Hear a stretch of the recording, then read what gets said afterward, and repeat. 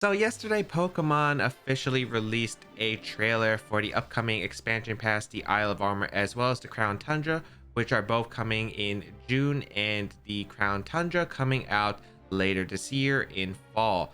Now, while we weren't able to see much of the gameplay because it was only a 3-minute trailer, so we don't know everything about the Isle of Armor and the Crown Tundra that's going to be coming out later, we did get a bit of a sneak peek of some of the stuff that is going to be included, including some of the old Pokemon that are going to be coming back into Pokemon Sword and Shield, as well as some of the new features and some new information about those Pokemon as well.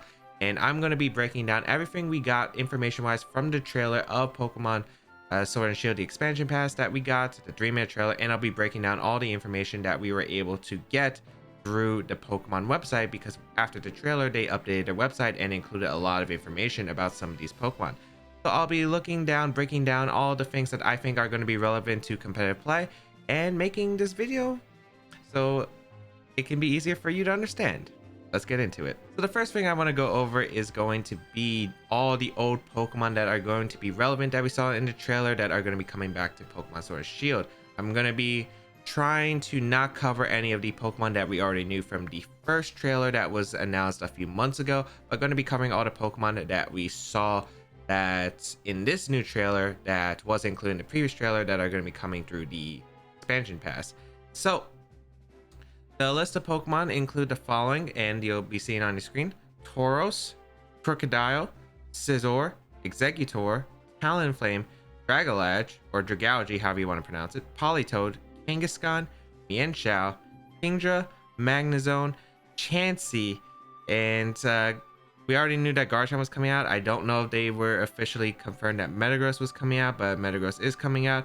So yeah, those were all the new Pokemon I think that really stood out to me during the trailer announcement. You could see these Pokemon in the wild area, and these are the Pokemon I think would have the most relevant to competitive play, and I'm going to go over a slight detail about all of them. So Tauros is a Pokemon that we don't really see much in competitive. It does get the ability Anger Point though, which does increase its attack stat to the maximum stage when hit by a critical hit move, and this Pokemon not really used too much in VGC. However, with Dynamax could be an interesting thing. We have seen players use it in the past with moves such as Storm Throw or Frost Breath that are guaranteed critical hit moves, or moves that are guaranteed to get a critical hit, and they would self-target themselves and get that +6 stage in attack increase.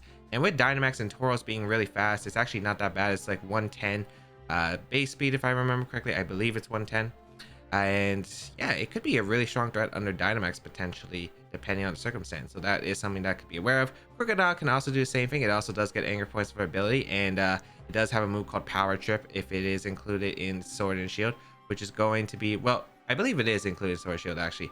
It's a move that is every stat increase, you get a +20 base hit power, and it's a really weak move at start, but course, with Power Trip increasing when it has that anger point could be a big threat. We have seen players use this in the past as well. So Crocodile I think is going to be really good because its typing is actually pretty solid in the format. A dark type, which is always welcome because the ghost resist is crucial in this format, and the fact is having a good ground type that also has Intimidate and is a dark type I think is super solid because it allows it to take on Pokemon such as Dragapult and Excadrill and like a lot of common Pokemon. So I'm really happy to see Crocodile come back into the format. Moxie not really used as a ability usually on Crocodile in competitive play, so I will be ignoring that one.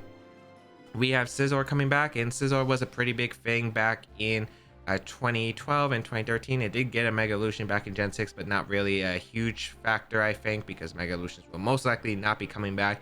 But the fact is, regular Scizor could be interesting because it has pretty good bulk. It's a steel type, and yeah, it's actually pretty bulky, and priority bullet punch is also a thing. I'm not exactly sure how good it will be, but it's definitely not a bad option for a steel type, and more steel types are definitely welcomed. So next Pokemon is going to be Exeggutor. The only reason I'm really mentioning Exeggutor is because it did get second place at the 2012 World Championship. Wolf Glick did use Exeggutor. It was a Trick Room set with Power Swap, and I'm assuming that if we get regular Exeggutor, I'm not sure if we're going to get a Lona Exeggutor. I think we're not. I'm pretty sure. But it's interesting to see Exeggutor as an option for Trick Room. I think Harvest could be an interesting strategy once again because it is able to keep getting that 50% chance to get its berry back, or 100% under the sun. So you know, there could be some certain strategies that Executor could abuse, but we'll have to see to find out.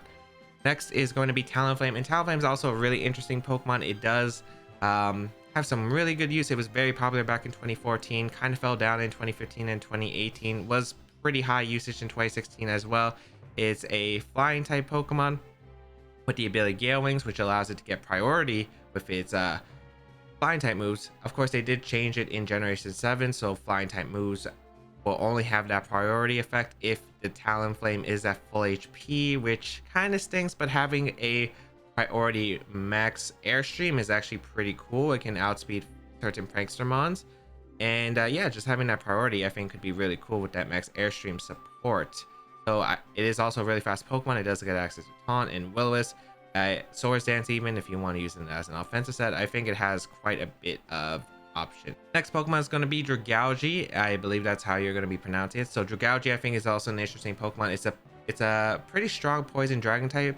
Not really much known for speed, but it does really hit hard. It does get really good coverage being a dragon type Pokemon, and it does get the ability Adaptability, which gives its stabs a 2x boost instead of a 1.5 boost. So it hits really hard, and I think its max moves with adaptability are going to be super strong, and definitely something that's going to hit hard because it can hit fairy types that are immune to dragon, and strong dragon type moves are going to be hitting really hard as well. And it's also decently bulky, so I think it will have a place in the meta somehow. Next Pokemon is going to be Politoed. It is probably one of the more popular rain setters. It's pretty common back when it got its ability Drizzle in the Dream World back in Generation 5 from 2012 forward. And it's always been kind of a staple whenever it's been in the format that's not including restricted. It is a pretty solid Pokemon with pretty good bulk. It's not exactly the most amazing speed. Base 70 isn't that great, but it's not that bad either. We have seen it be used to decent success with like Choice Scarf variants, and it always has a great move pool option. It doesn't get the best coverage. It gets like water type moves, ice type moves, as well as psychic, but really that's really it. But its support moves are really good with Helping Hand, Icy Wind, of course, Perish Song, and yeah, it can really abuse that. And I think it is going to be probably a better weather setter than Pelipper at this rate, because I think it's more effective in the Dynamax metagame. And Helping Hand is going to really help out Pokemon that like to take advantage of the rain, like Ludicolo and the upcoming Kingdra that was revealed to be in the DLC. So we'll see if Politoed will be able to make an appearance and make a strong splash back into the format. Next Pokemon is going to be Kangaskhan. Now, even though we probably won't have Mega Evolutions, I thought it'd be interesting just to know Kangaskhan because of its dominant usage. Of course, regular Kangaskhan isn't really that great. We did see it a little bit in 2017 when there were no Mega Evolutions allowed in 2017. But it was still pretty interesting. Of course, it does get access to Scrappy Fake Out, and being able to fake out a ghost type such as Mimikyu, such as Dragapult is definitely something to consider. It has decent bulk over round. It has pretty good coverage moves, pretty good attacking moves as well, and it's not that bad. It's pretty bulky as well as a decent attack stat. I think it definitely could have like a niche role depending on your team. But yeah. Next up is Mienshao, and Mienshao isn't really like too used, but I thought it was something that could be considered because of the fact that it is a really fast fighting type Pokemon and does get access to quite a few support movesets such as Wide Guard, Quick Guard. It does even get Ally Switch, so that's something to note. And it actually hits pretty hard, especially with the Reckless ability, which increases the power of its high jump kick, as well as it does get access to Inner Focus, so it won't be able to flinch, so would be able to ignore Pokemon that are going for Fake Out against it. Not sure how big Mienshao would really do. I doubt it would be super big, but I do think it was worth noting because we have seen Mienshao have a decent bit of success in past VGC format. Next Pokemon, I believe we already announced that Kingdra and Magnezone were coming back, and I think both of them are really good. Kingdra, of course, being a Dragon Water type, really fantastic typing, only weak to Dragon and Fairy, which is amazing, and it hits decently hard. Swift Swim for its abilities is incredible. And I just want to splash on Kingdra a little bit just because, again, Politoed's back, so Kingdra is going to be back. And it does get access to Hurricane now in this generation, so it's actually going to be able to have Max Airstream, which is significant because you have a Swift Swimmer with that ability, Max Airstream, which can make offensive Politoed, you know, decently used potentially. And yeah, I think it can hurt really hard, especially it has decent coverage as well, having the access to Water, Dragon, Ice, as well as the new Hurricane, and it also gets Flash Cannon if I remember correctly. So yeah, it could definitely do something, and it's gonna be a heavy hitter potentially on rain teams. We'll wait to see to find out if it can do it, but wouldn't be surprised. And Magnezone was a Pokemon that I believe was announced previously. I'm just gonna cover it again because we did see it in the trailer, and Magnezone is a really, I think, really cool Pokemon.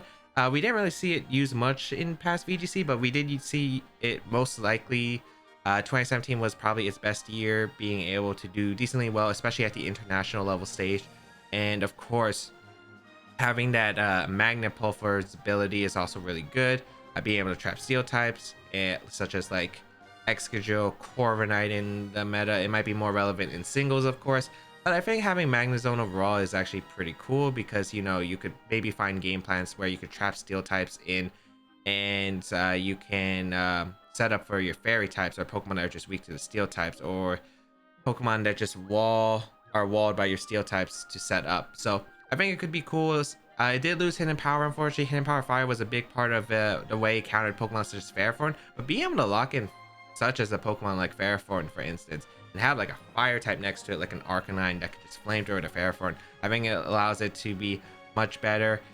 Sturdy is also another ability it can utilize, and it's pretty decent in VGC, and of course it does have that 4 times weak to ground, so I think it could still be decent. It's really bulky, it has good special attack, its speed is the only thing that's a bit lacking, but overall it's a hard hitter, and I definitely want to see Magnezone used in competitive play. Chansey, I don't remember if Chansey was technically in the last trailer. I just remember seeing on the website that Chansey is one of the Pokemon supposed to be coming out in the Isle of Armor. And yeah, I'm not exactly a huge fan of Chansey. If you don't know, Chansey's kind of infamous in both singles and VGC. VGC more specifically because there is no evasion clause. Minimize is not banned, so minimize is a thing. And although Dynamax probably helps dealing with Chansey, it's still a Pokemon that could be really bulky. It does have really access to that minimize, which again, evasion is not really fun to deal with, but it also gets a really good wide support of heal moves, such as heal pulse, or support moves. Heal pulse, for instance.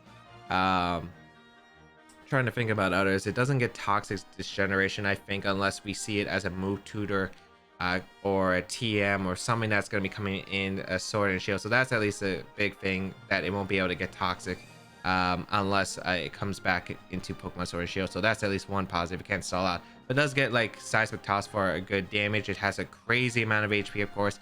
Really low defense, but the HP kind of helps it, and a really decent Spadef. So yeah, it's a pretty big wall, and it definitely could be a factor, especially since it gets recovery itself. It can heal its partner.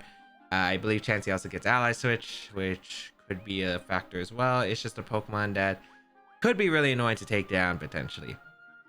And then the last two, which I know Garchomp was definitely allowed or was revealed, I mean, in the previous DLC announcement, which it is going to be coming out in the Crown Tundra. And the thing about that is, of course, Landorus T, if it is, because Landorus is going to be allowed in the Crown Tundra.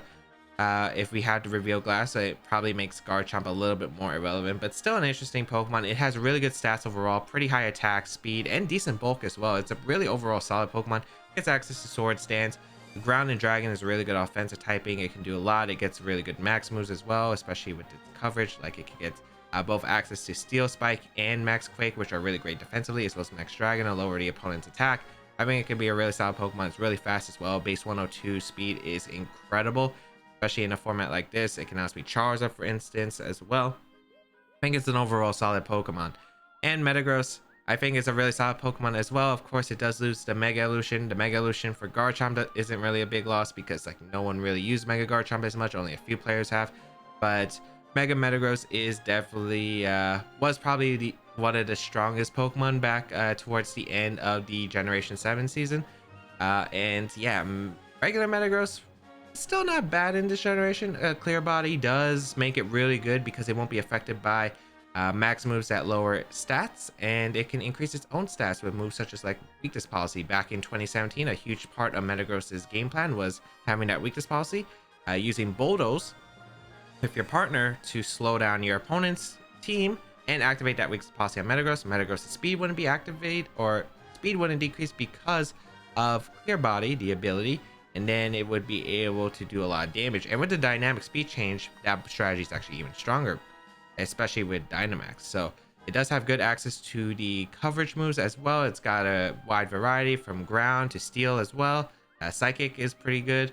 And yeah, it's a pretty strong Pokemon overall. It has really good solid stats all around. It's only low in speed, but it can definitely make it up in its bulk, and it definitely can be a huge threat once it comes out. So next I want to talk about the new Gmax forms that we were able to see during the Sword and Shield trailer. We got 2 new Gmax forms announced, and they were pretty much expected. Since we already had Gmax Charizard, we had to assume that most likely we were going to get Gmax forms of these 2.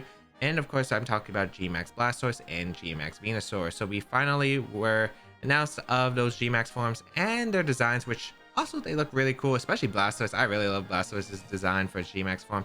And we also got their new moves. So yeah, this was a little bit of concern. We used to think, some players speculated that Gmax moves for these Pokemon would actually activate or be similar to pledges. If you don't know what pledges are, of course, they were the grass pledge, which does affect the opponent's field, getting a swamp up on the opponent's field, which would decrease their speed to 0.25 of the original speed, or 1/4, and that would activate for about 4 turns. And of course, the rainbow, if you don't know, which is the water pledge, it's combined with fire and water.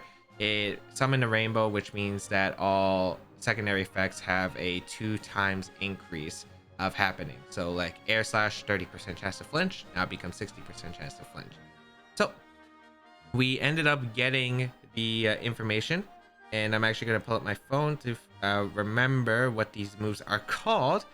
So we have Gmax Cannonade, or Cannonade, yeah, Cannonade, I believe it's called, which is a water type move, obviously. And then for Venusaur, it's going to be Gmax Vine Lash. And these moves are going to be similar to what we've seen from Gmax Charizard and Gmax Colossal in Vocalith and Gmax Wildfire, which is that it's going to be that it is going to do 1/6 to the opponent's side of the field every turn for about 4 turns. And it doesn't hurt the Pokemon if it is the same type as the move. So of course, Venusaur will be a grass type and Blastoise will be a water type, and I don't know really what to say about that. I think it can be problematic in some ways. Of course, it can be useful, and it also might not be like the worst thing. Of course, maybe even their regular max forms are going to be better, because remember that Chorus Max Overgrow would summon the grassy terrain, which would be able to heal Venusaur a little bit, increase its grass type moves power as well.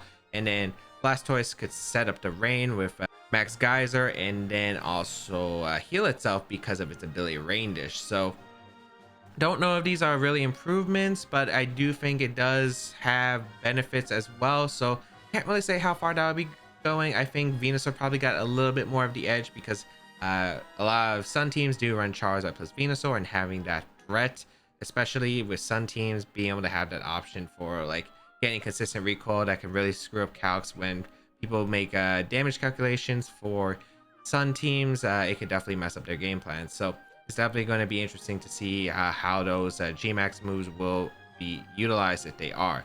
So the next little bit of information that we got was more information about Galarian Slowbro. It is confirmed to be a poison and psychic type. And it ended up, we get to see that it has a new signature move called Shell Side Arm, which one effect of it could be it can poison the opponent. It does have that chance, and it has another interesting effect, which reads that it can inflict either a physical damage or special damage, depending on hitting on the physical side or hitting on the special side will do more damage to the opponent's Pokemon or the target. So this could be interpreted in a few ways. It could work something similar to Photon Geyser. If you don't know, it was Necrozma's signature move back in the day. So if you don't know how Photon Geyser worked, it was a move that had a specific base power, and it would actually take the user's attack and special attack stats, and whichever was higher would calculate whether it was a physical move or a special move. So I believe it's going to be similar to Photon Geyser, except it's going to use the opponent's defense stats to calculate it. So that is going to be interesting to see how it works out. But yeah, that's going to be something that's going to be interesting. It is a special type poison type move, and yeah, it'd be interesting to see what its base power is. That is the only information we don't know. but it will probably be pretty good if it is decently stronger than, or at least the same power of Sludge Bomb. If it's a little bit weaker, might be a little bit of a debate depending on what calcs are needed for Slowbro, but definitely an interesting move to say the least. The next thing I want to talk about is that we were able to confirm that we were going to be able to get regular forms of the legendary trio of Hoenn, which is going to be Regirock, Registeel, and Regice. So we also saw that there are going to be 2 new Regis that are going to be additioned, and we actually got the names and some of the moves that were announced for the Regis. I actually got them written down on a piece of paper, along with all the notes that I had for this video. It was a, excuse me if I mispronounce the names. There are 2 new Regis, Regidraco, or Regidraco, however you want to pronounce it, and then that's a pure dragon type. And we have Regieleki. I hope I'm pronouncing that right, because I'm not sure if that sounds right.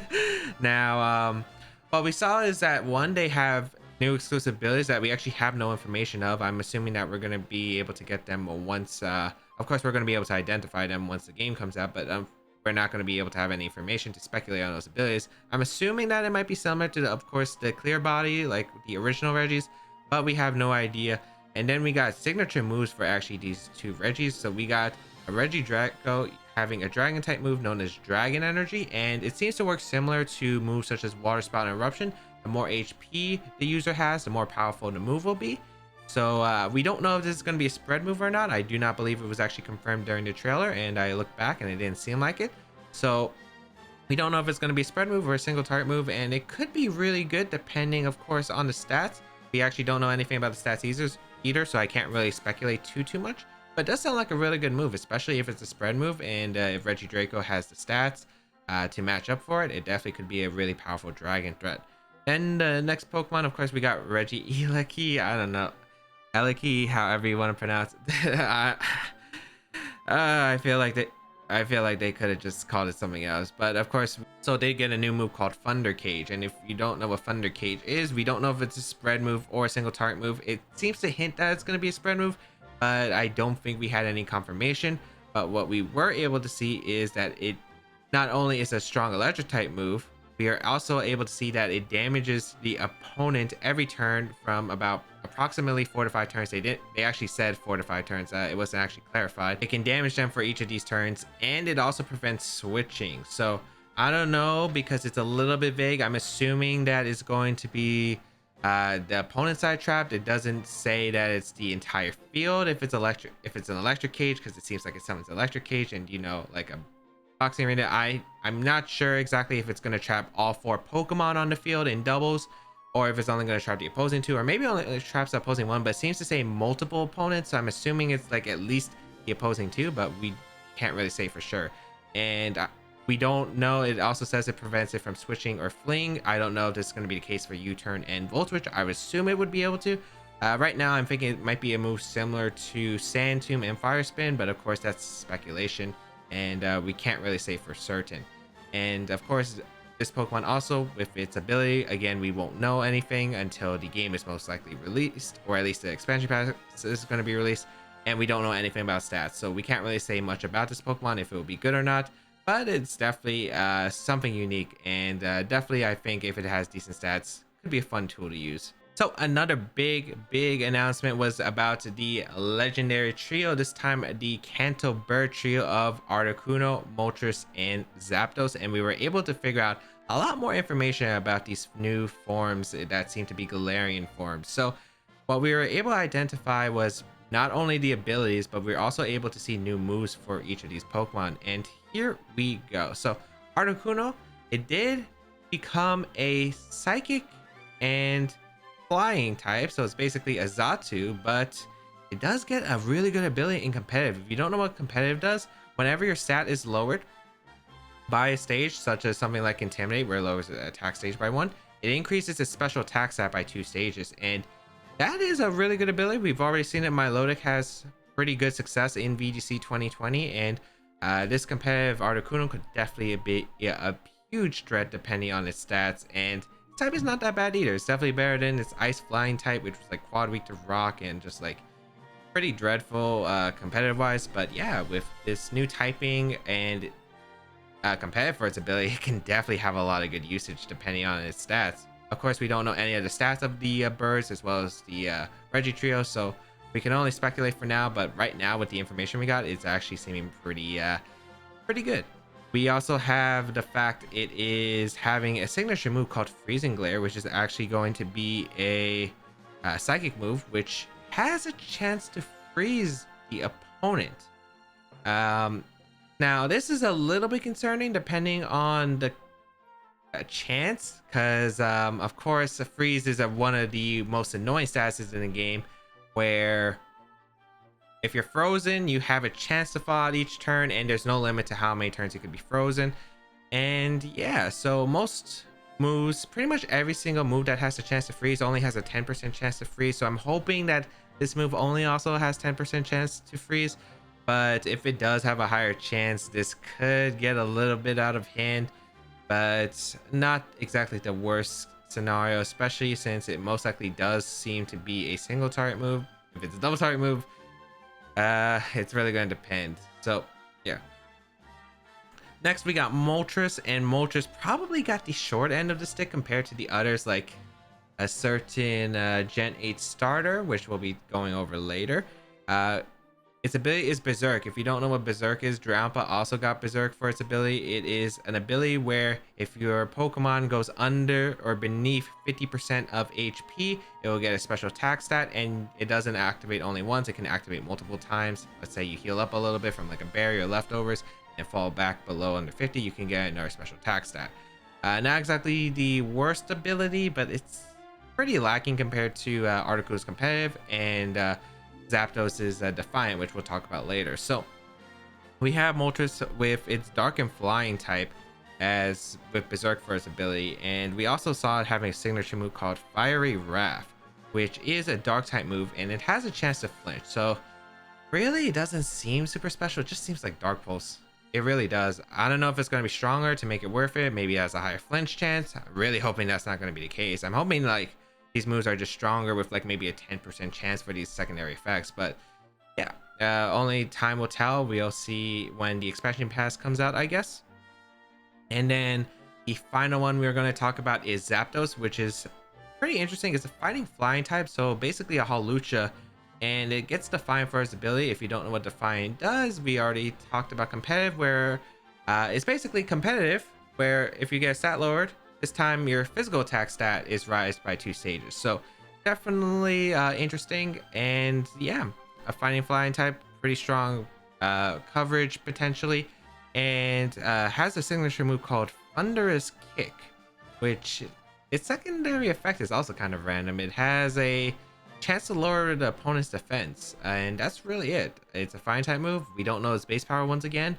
We'll only find out when the DLC comes out, but yeah, doesn't seem super special otherwise. But Defiant is probably really good for an ability such as Zapdos. It seems like they want to help out to deal with more of the Pokemon that get intimidated, especially the ones that will be coming out in the future with the DLC, especially if we get Landorus T back. But yeah, pretty interesting ability changes as well as type changes for these 3 legendary birds. I definitely think Articuno is probably going to be one of the best ones out of them, and then Zapdos is probably going to be the second best one. I'm not sure how good it will be, but I think we'll have to see based on stats, of course, and of course its move pool. And Moltres is probably going to be the least used out of the 3, but it might still have some usage depending on stats. Of course, it just doesn't seem super special right now, but only time will tell.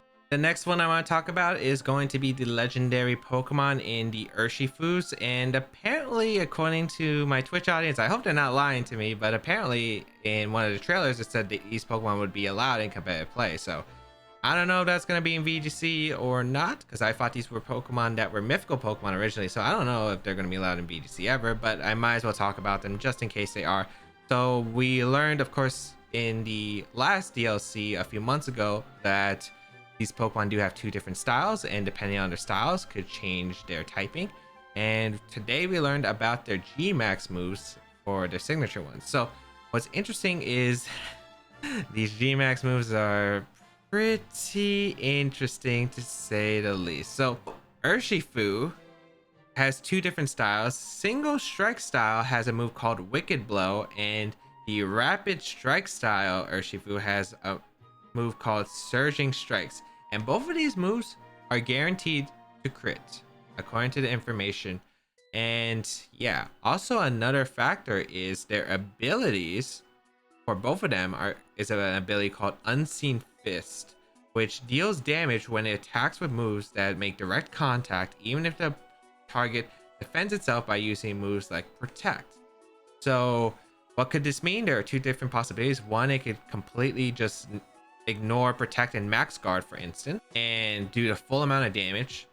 Or what we could see with other interactions with Protect and Max moves, or what we saw in Z Crystals, is a reduction to 25% of the original power that goes through Protect and Max Guard. We don't know. I believe the original moves that we have don't go through Max Guard, because I think that only says it goes through Protect, but the Gmax moves though are a little bit different. So for the single strike style Gmax One Blow, which is a dark type move, and Gmax Rapid Flow from the Rapid Strike style one, we don't know. It's the move descriptions does say that it can potentially go, it does go through Max Guard and Protect, but it only says damage. We don't know if the full damage or it's going to be reduced.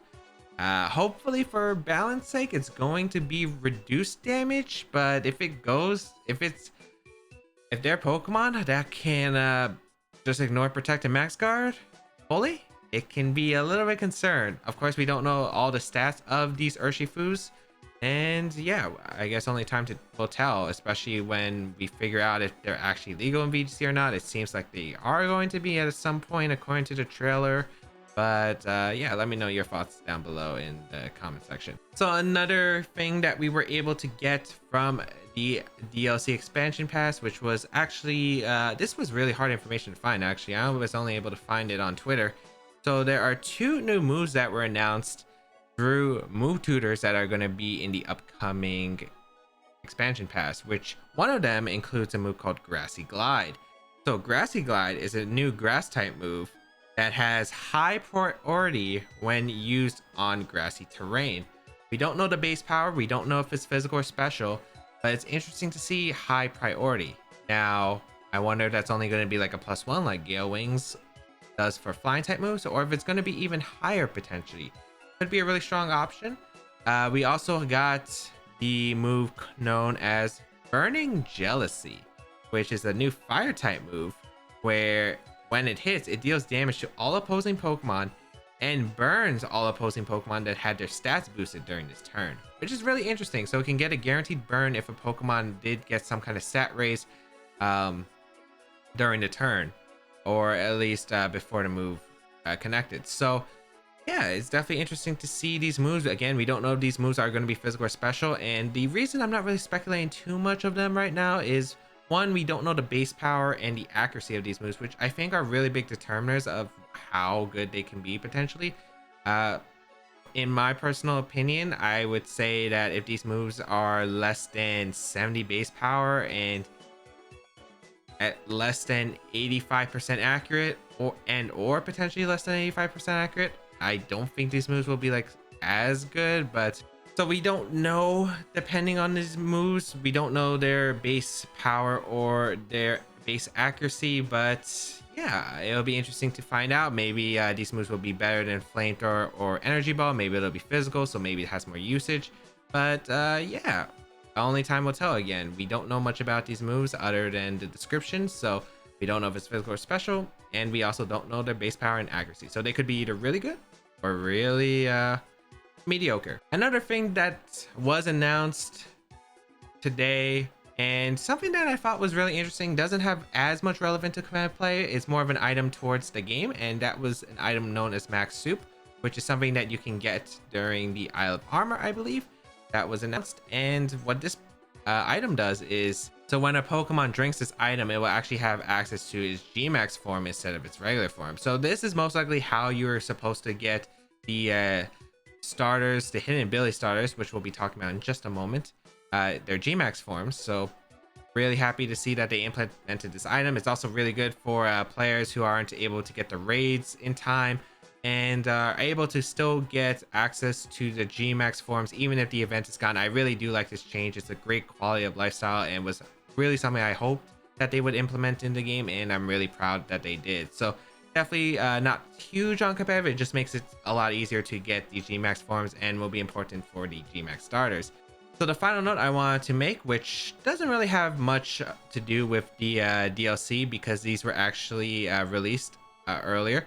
So these are the hidden ability starters. They are officially released. The Gen 8 stars are officially released. If you don't know, we have Rillaboom with Grassy Terrain. We got Cinderace with Libero. And we have Inteleon with Sniper. Poor Inteleon.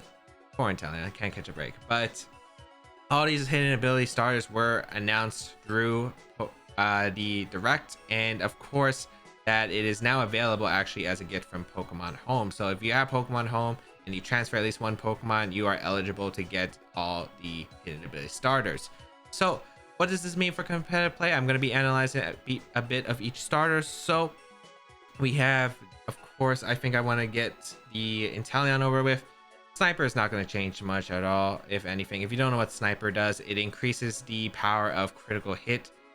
Moves that crit to from 150% to, I believe it's 200%. It might be 225, but I'm pretty sure it's 200% damage power. And really, it just doesn't really help because Inteleon doesn't even have like a high crit ratio move or a way to really abuse it. It's not really that great, I think, for a Pokemon such as Inteleon.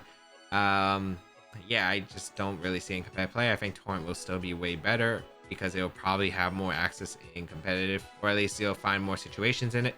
So yeah, I don't think the hidden ability for Inteleon is really going to affect anything. Next, we got hidden ability Cinderace, and this Pokemon is probably going to make a more splash in singles than it does doubles, but I think it's pretty interesting in VGC. If you don't know what Libero does, it's basically like Protean.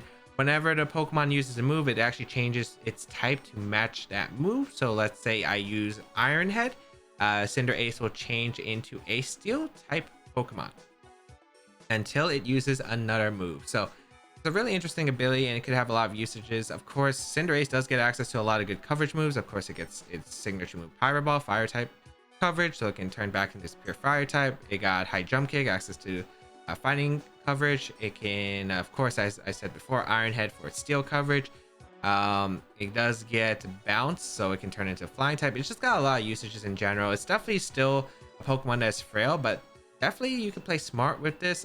We have seen Protean Greninja do a decent splash back when it was released back in 2014. I don't know how much effect Cinderace will definitely be used.